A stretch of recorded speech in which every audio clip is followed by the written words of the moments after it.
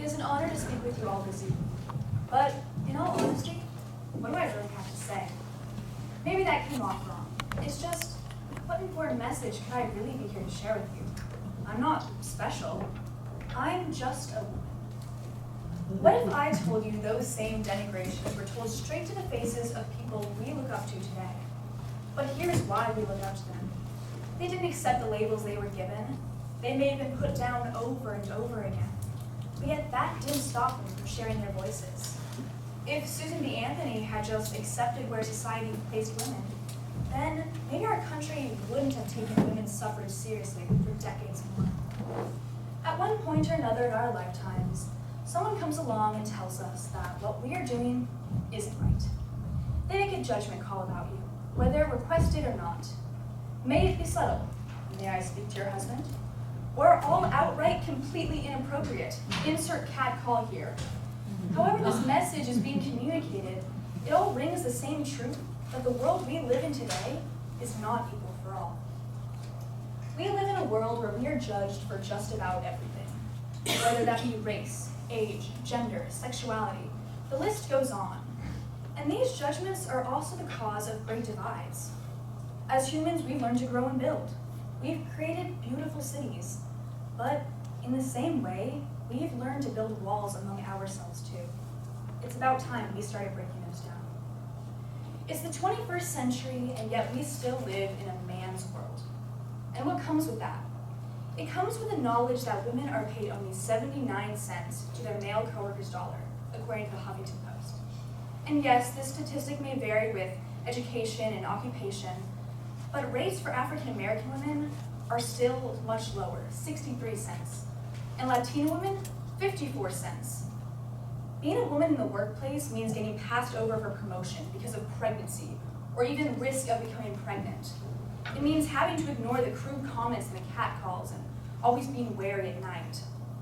It means getting volunteered to go on the drink run, take notes in the meeting, or just outright not being taken seriously because too much authority is bossy.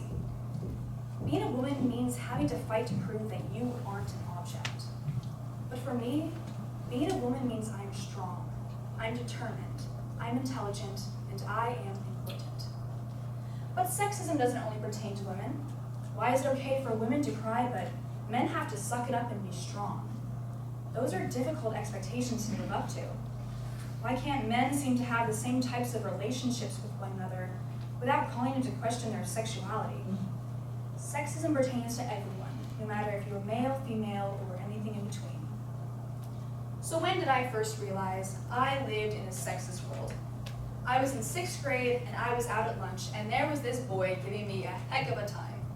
I don't remember what we were talking about or what was said before, but what I do remember is this: him turning around to me and telling me to go make him a sandwich. How does something like that come out of a 6th grader's mouth? How does whatever we were bickering about evoke a sexist response that most likely neither of us understood the true disrespect and the nature of that comment? So with that, what can we do about sexism? We must realize that this fight for equality is not over. We must work to finish what our mothers, fathers, grandmothers, grandfathers, and all who preceded worked for. There would be no change in the world if no one demanded it. But organizations like AAUW give women and men a platform to voice their concerns. There would be no change in the world if no one demanded it. The media is also our battleground. Take, for example, the Silence Breakers or the Me Too movement. The Silence Breakers being rated Person of the Year by Time magazine. These women were brave enough to speak out against wrongdoing, while also empowering other women to share their voices too. And can we just stop for a moment and appreciate Oprah's amazing Golden Globe speech? And finally, we need to take it back to where it all started, our own homes and our own families. The way you see your mom and your dad influence how you may see the world too.